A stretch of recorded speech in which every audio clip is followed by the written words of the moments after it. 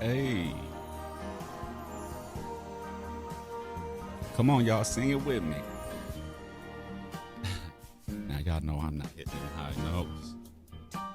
But, anyways, let's get to it. Welcome back. Thank y'all for tuning in. We here. It's another episode. Voice of Reason podcast, where the slogan is, if nobody want to speak on it, I will. Now, on this platform, I'm going to be giving y'all my raw, opinionated commentary on the issues and the uncomfortable truths that matter. Now, we always open to debate over here, but just remember, we got to keep it grown because we are grown.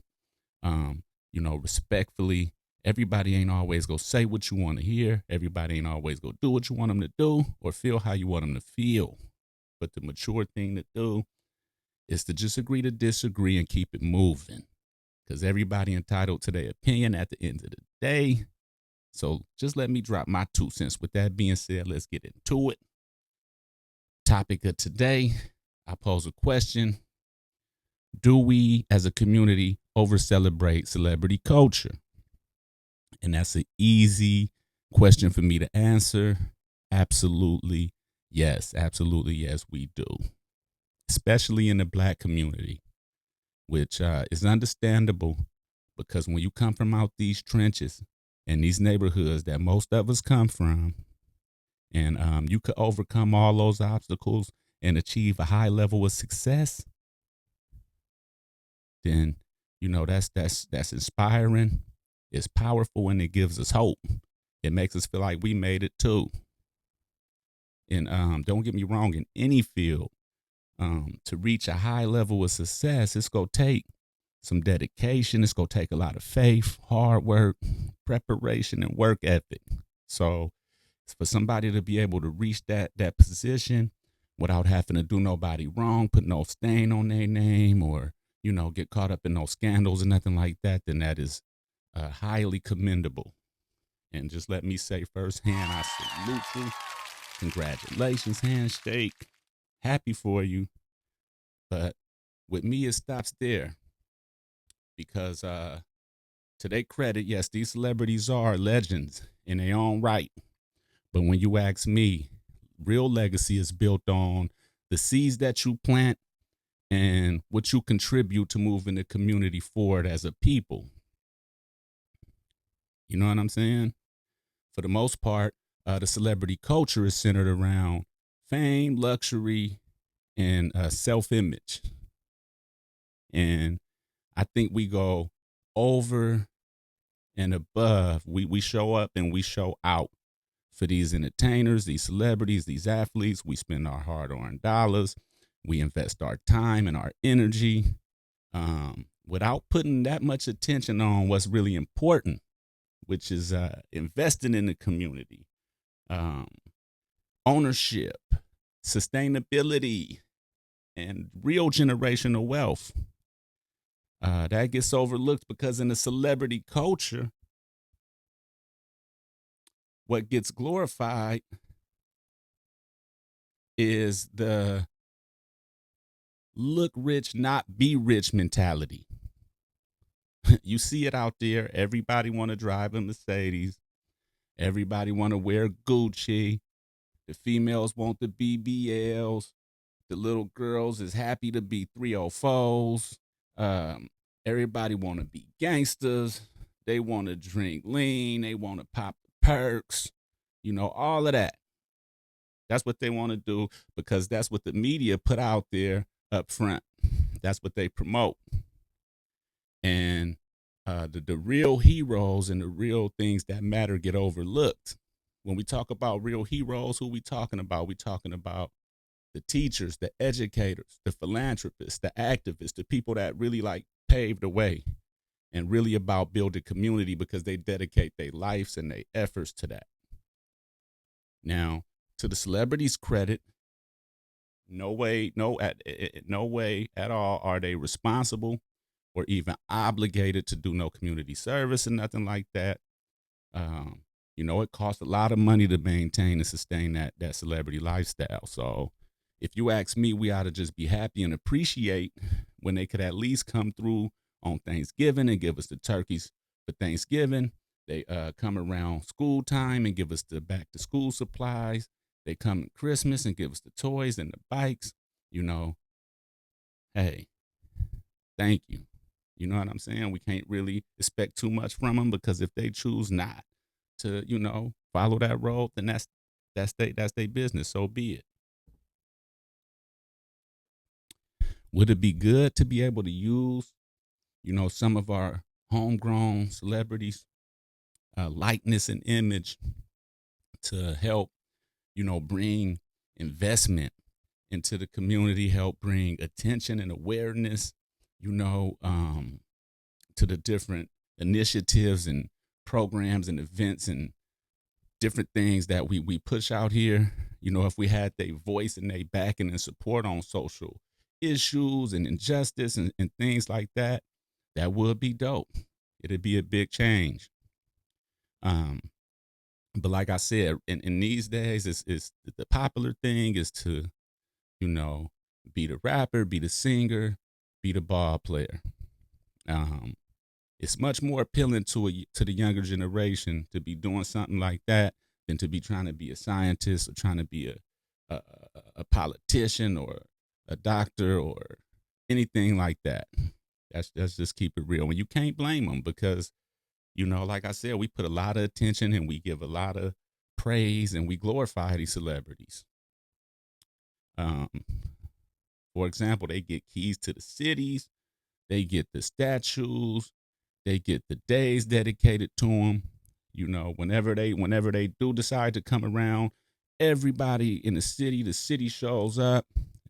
Everybody's there supporting, and the people that we got right in our backyard, that's really going hard, and like I said, dedicating their life and their efforts to trying to change towards the betterment of our community. They get overshadowed, past and present, especially the ones in the past that pretty much paved the way for a lot of these celebrities to be able to have the opportunity to make it to the heights that they made it to. So yeah, that's real. um let's talk about it.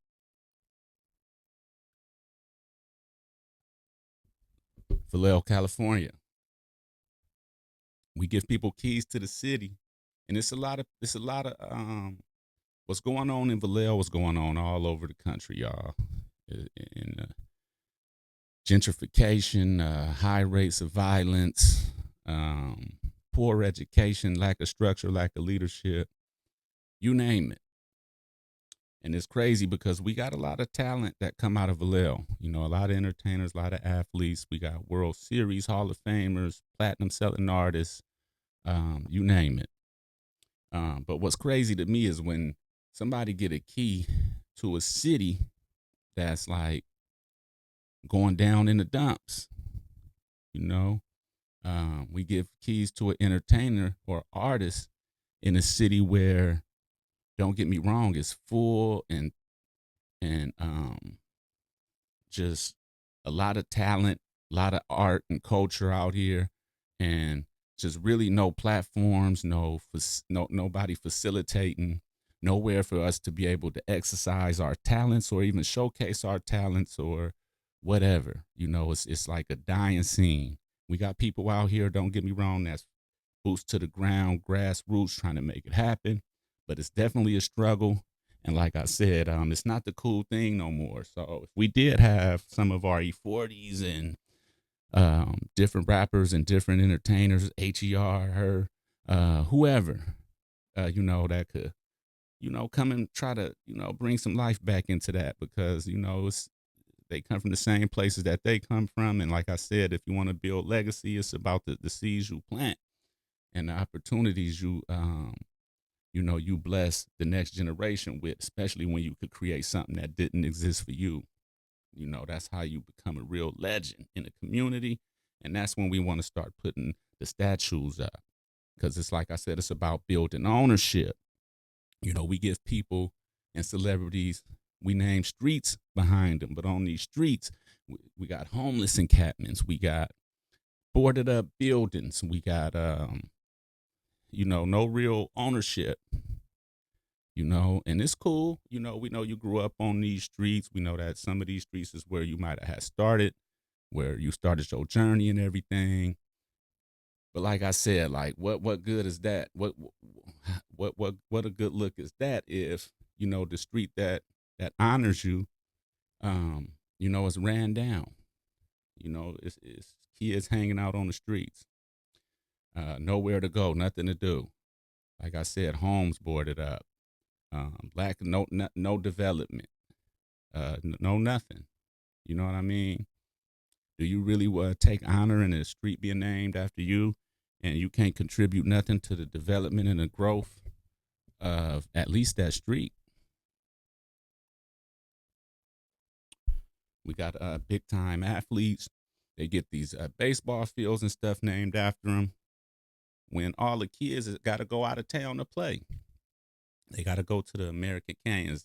They got to go to the outskirts cities, Benicia, all the way as far as to Richmond and even Fairfield, to play football, to play baseball, and to even go to school and get some decent education, because the schools are shot. Schools is closing, stores is closing, all that. And we talked about that in the first episode when we talked about the food stamp issue. Like I said, if we had more ownership, we owned stores, grocery store, convenience stores, markets. We had farms, we had community gardens and stuff like that. We wouldn't have to worry and depend so much for, the government or somebody else to feed us.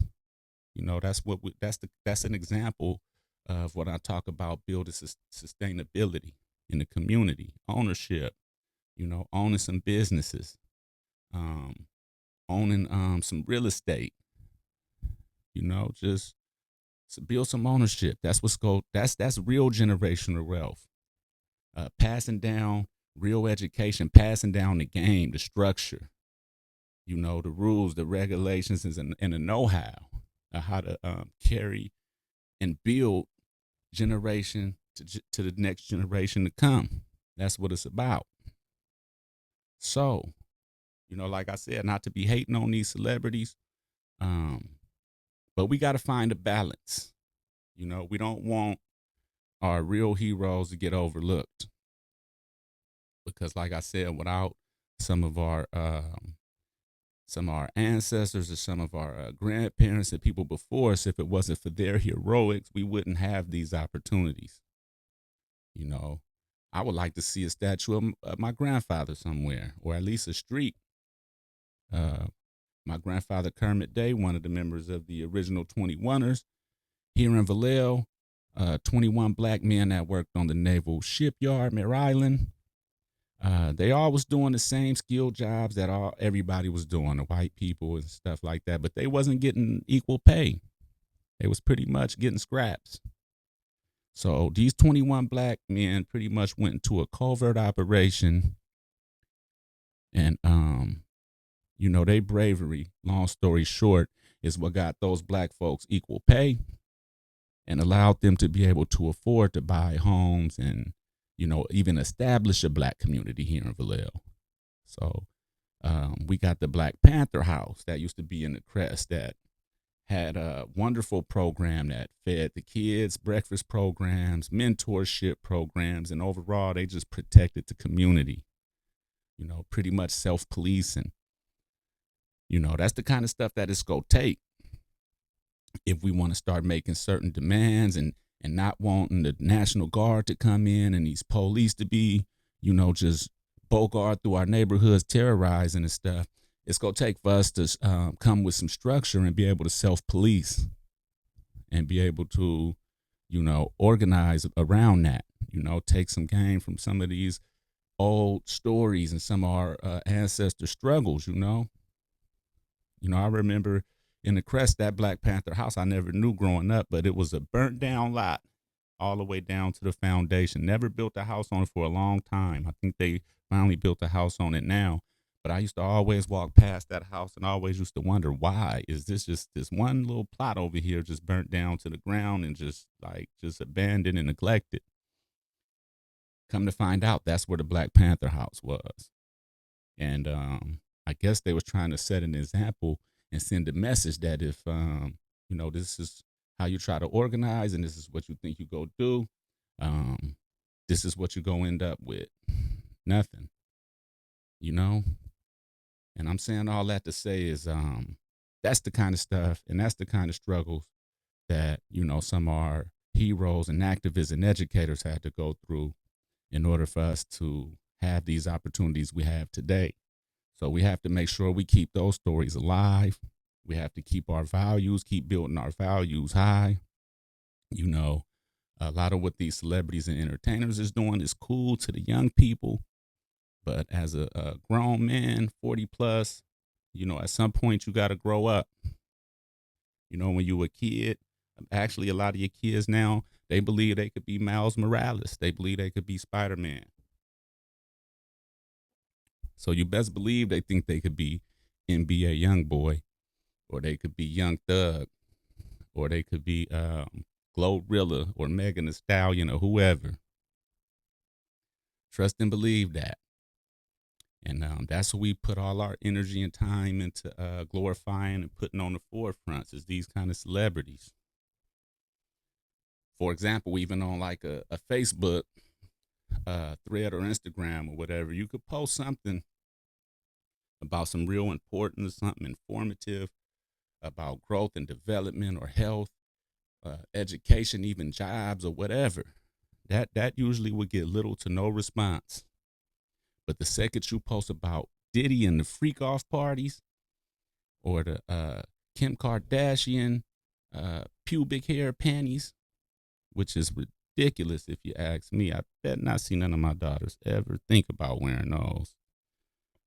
But that's a whole nother topic. I don't even want to go into that right now. But yeah, that's the stuff that everybody respond to. That's the stuff everybody got something to say. Everybody laugh, giggle, hee, ha, ha. Distracted by what really don't matter all along. The powers that be and the elites, they sitting back strategizing, planning on cutting your food stamps off, closing your schools, shutting down your stores, bringing AI in to take all your jobs. And nobody's even focused or thinking about preparing. Too focused on following the celebrity culture, too worried about arguing who won what football game yesterday, too worried about, worrying about what celebrity is caught up in what scandal, who's cheating on who, whatever. Is that what we put our value on as a society? We got to think about that. Like I said, we got to do some growing up. When I was a kid growing up, I looked up to Ice Cube, Mac Dre, NWA, all that. And to their credit, some of the rap had a little more of a message back then, but eventually it didn't. I got a little more gangster, got a little more street, a little more ignorant, to keep it real. You know what I'm saying? And I was a part of that era, hanging the posters on the wall, trying to dress like, be like, talk like. You know what I'm saying? That's what you think is cool, when you were a kid. And to the rappers and the entertainers' credit, a lot of them, most of them, when they in their prime, they 20 to 30 years old, so they don't know no better. But, when you, like I said, you get past 30, 40, it's time to grow up. And it's time to start introducing your kids to, things that really matter in life. And, expose them to some stories of some survivors and heroes and people that actually made a change, and try to inspire them to want to do something other than just sit up and play games all day, waste their time trying to have a rap career, or spend all their time playing sports. But which all the things I did, and to the credit of the sports industry, at least, to make it to a high level in sports, you got to be in shape, you got to be super disciplined, and you can't be caught up in no bullshit. You can't be on no no unnecessary activities. That'll cost you your career in sports. But when we talk about stuff like rapping, entertainments, anything goes. Anything goes. And some of the most ignorant antics get glorified the most. Y'all see it. Go look at it on YouTube. Go look at it. Go look up. Go scroll down your feeds on Facebook. Go scroll down your feeds on Instagram, and you tell me if I'm lying.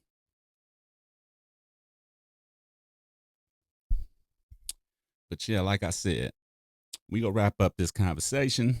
It's a whole. We could keep on going, but I'm gonna stop there because I want to hear, how y'all feel about it. So please, please, please like, share, subscribe, get engaged, and make sure you don't miss out because I'm gonna keep the content coming on a consistent basis. So again, Voice of Reason podcast. If nobody want to speak on it, I will. So make sure you stay tuned in. You follow the movement. We up out of here. Peace.